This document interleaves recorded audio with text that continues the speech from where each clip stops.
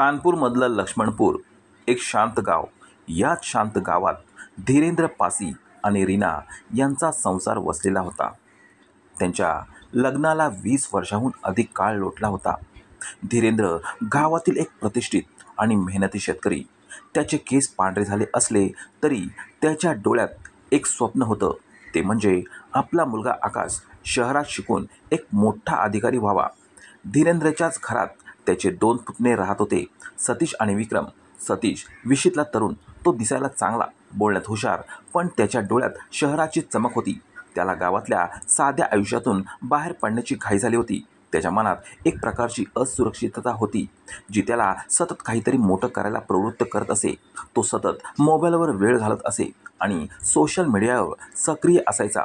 त्याचा वाटायचं की रीना त्याला समजून घेणारी एकमेव व्यक्ती आहे.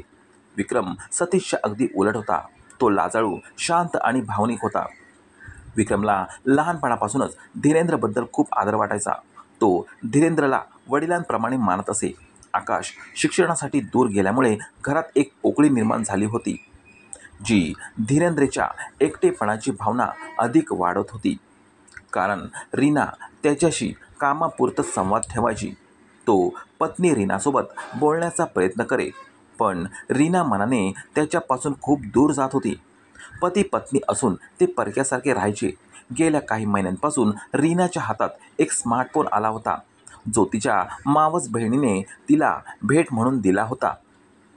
या स्मार्टफोनने तिच्या आयुष्यात एक भयान वादळ आणलं. ती फोनमध्येच गुंग राहायची. हळूहळू तिला अश्लील व्हिडिओ पाहण्याचं व्यसन लागलं. हे व्यसन इतकं वाढलं की ते तिच्या मानसिकतेचा भाग बनलं. या अश्लील व्हिडिओमुळेच तिच्या मनात एक विचित्र प्रकारची वासना निर्माण झाली, जी सतीशला तिच्याजवळ खेचून आणणारी ठरली. रीनाच्या आयुष्यात आलेला स्मार्टफोन केवळ एक उपकरण नव्हता, तर तो तिच्यासाठी एक वेगळ्या जगाचं दार उघडणारं माध्यम बनलं होतं. रात्रीच्या वेळी धीरेंद्र गाढ झोपलेला असताना ती मोबाईलवर अश्लील व्हिडिओ पाहू लागली. या व्हिडिओमधील हिंसक आणि वासनेने भरलेले प्रसंग तिच्या मनावर खोल परिणाम करत होते. रीना आणि सतीश यांच्या सुरुवातीला कामाच्या निमित्तानं बोलणं व्हायचं, पण हळूहळू त्यांच्यात रात्री मोबाईलवर चॅटिंग सुरू झालं. सतीशलाही रीनामध्ये एक वेगळी मैत्रीण दिसली, जी त्याच्या तरुणाईतील उत्सुकता आणि भावना समजून घेऊ शकते. रीना त्याला अनेकदा धीरेंद्रबद्दल तक्रारी करत असे. ती त्याला सांगायची की धीरेंद्र तिच्याकडे लक्ष देत नाही, की त्यांचा संसार नीरस झाला आहे. सतीश रीनाच्या या गोष्टी ऐकून तिच्या जवळ जाऊ लागला. रात्रीच्या वेळी धीरेंद्र गाढ झोपलेला असतानाच ते दोघे मेसेजवर बोलत असत आणि कधीकधी हळू आवाजात घरातच बोलत असत. हे बोलणं केवळ बोलण्यापुरतं मर्यादित राहिलं नव्हतं. एकदा रात्री जेवण झाल्यावर रीना आणि सतीश घरामागे बोलत असताना रीनाने सतीशचा हात तिच्या हातात घेतला. त्या एका स्पर्शाने त्यांच्यातील वासना आणि आकर्षण आणखी वाढलं. त्यानंतर त्यांच्या घरातच चोरट्या भेटीगाठी सुरू झाल्या. घरात धीरेंद्र नसताना किंवा तो शेतात गेलेला असताना ते दोघे जवळ येत असत. आता त्यांचं नातं नैतिकतेच्या पलीकडे गेलं होतं. त्यांनी अनेक वेळा घरात चोरी छुपके शरीरसंबंध ठेवले. रीना तिच्या मोबाईलमधील व्हिडिओ सतीशला दाखवून त्याला आणखी भडकावू लागली. त्यांच्यातील संबंध केवळ शारीरिक नव्हते, तर ते रीनाच्या वासना आणि सतीशच्या तरुणपणामुळे अधिक गुंतागुंतीचे आणि क्रूर बनले होते. त्यांना पाहिजे तसा ते वासनेचा खेळ खेळत होते. रीना आणि सतीशच्या अनैतिक नात्यांची चाहूल विक्रमच्या नजरेतून सुटली नव्हती. त्याला काहीतरी चुकीचं घडत आहे हे जाणत होतं, पण धीरेंद्रच्या भीतीने आणि आपल्याच घरात घडणाऱ्या या गोष्टींमुळे तो गप्प राहिला.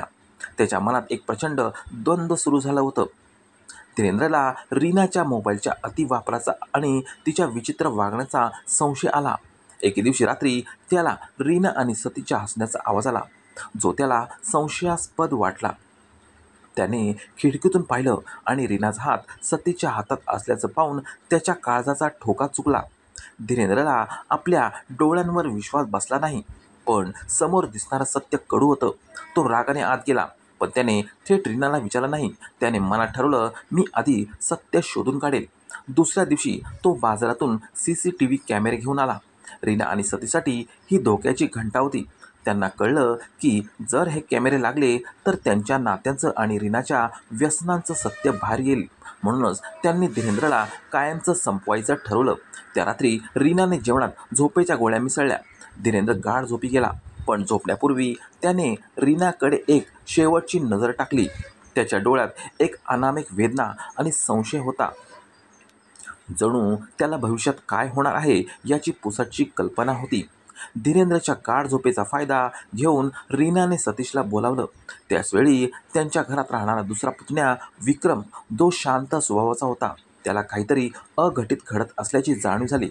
त्याने दरवाजा किलकिला करून पाहिलं आणि त्याला दिसलं की रीना आणि सतीश हातात लाकडी दांडा घेऊन धीरेंद्रच्या खोलीत जात आहेत. विक्रमच्या डोळ्यासमोर काळोख पसरला. त्याला ओरडावं वाटलं, पण भीतीने त्याचे ओठ शिवले गेले. त्याला वाटलं, मी काही केलं तर ते मलाही मारून टाकतील. तो घाबरून खोलीतच लपून बसला. सतीशने हातात लाकडी दांडा घेतला. रीनाने थरथरत्या हातांनी धीरेंद्रचं तोंड दाबून धरलं, जेणेकरून त्याचा आवाज बाहेर जाणार नाही. सतीशने धीरेंद्रच्या डोक्यावर एका पाठोपाठ एक घाव घातले. एका क्षणात धीरेंद्रचा जीव गेला आणि लक्ष्मणपूरचा शांततेवर एक कायमचा काळा डाग लागला. रीनाने हत्येचा बनाव रचला आणि पोलिसांना बोलावलं.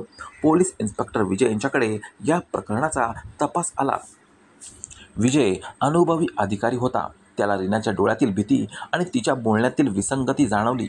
पोस्टमॉर्टम रिपोर्टमध्ये धीरेंद्रच्या शरीरात झोपेच्या गोळ्या सापडल्याने त्यांचा संशय बळावला. त्यांनी विक्रम, रीना आणि सतीशचे मोबाईल जप्त केले.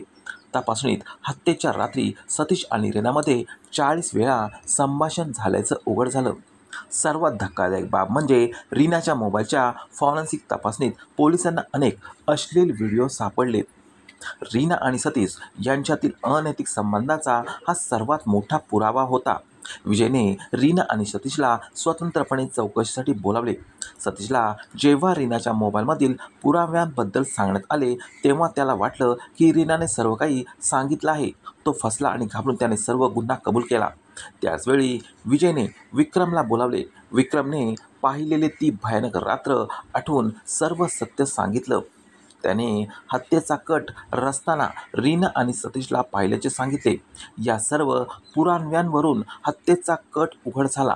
रीनाच्या व्यसनामुळे आणि वासनेच्या हव्यासापोटी तिने आणि तिच्या पुतण्या सतीशने मिळून आपल्याच पतीची हत्या केल्याचे सिद्ध झाले. ही कथा फक्त एका खुनाची नाही, तर व्यसनाधीनता, अनैतिक संबंध आणि विश्वासघात यांच्या भयान परिणामांची आहे. धीरेंद्रच्या मृत्यूने लक्ष्मणपूरच्या शांततेला कायमची काळी किनार दिली. समाजात घडणाऱ्या अशा घटनांकडे आपण दुर्लक्ष करू नये आणि आपल्या जवळच्या व्यक्तींच्या मानसिक आरोग्याकडे लक्ष देणे आवश्यक आहे. ह्या घटनेबद्दल तुमची प्रतिक्रिया नक्की द्या आणि तुम्हाला अशा आणखी कथा ऐकायला आवडत असतील तर कृपया लाईक करा, तुमच्या मित्रांसोबत शेअर करा आणि आमच्या चॅनेलला सबस्क्राईब करायला विसरू नका.